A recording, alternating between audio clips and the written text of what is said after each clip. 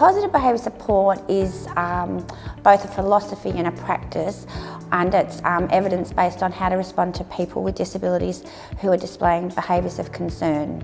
People who display behaviours of concern can actually be excluded from lots of things. So they could be excluded from school or from working opportunities, from day programs, and even sometimes we would have families that can break down. It's a way of being able to communicate something that they can't do in a traditional way. So people might, hurt themselves, they might hurt others, they might lash out, they might damage, walls or furniture. The number one thing is we aim to increase quality of life, and then from that we would normally see a natural reduction of behaviours of concern. What we aim to do is to actually teach people to communicate in ways that don't involve harmful behaviour, and that actually makes their lives a whole lot better, and generally the lives of people around them a whole lot better as well. We do, behaviour support plans and functional behaviour assessments,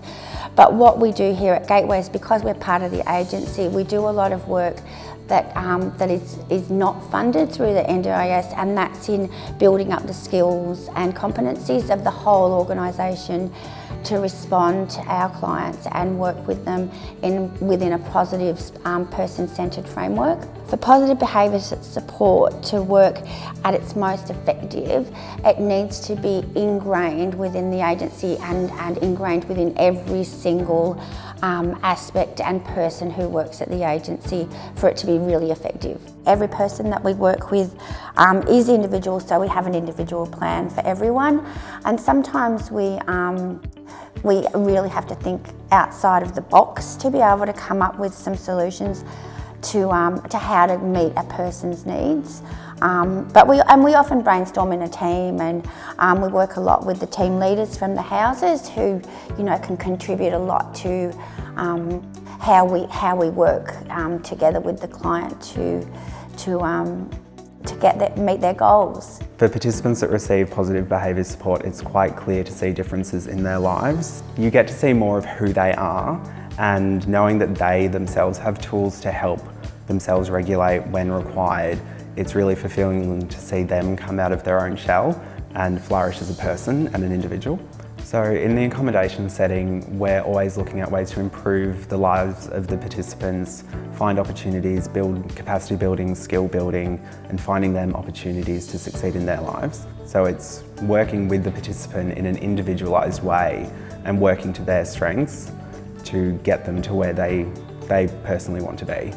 Participants that don't have positive behaviour support, you see a lot of routine-based, and the routines are followed by staff and the participant because that's safe. Positive behaviour supports work with pushing the boundaries and assisting the individuals to take that step forward and to try new things. So using the tools and recommendations from positive behaviour support, we can support the participants to take that step and try new things. It's so fulfilling to see everyone working together with the one outcome in mind. So at the end of the day, we're working towards a better life for our participants and working towards finding them opportunities to improve their lives.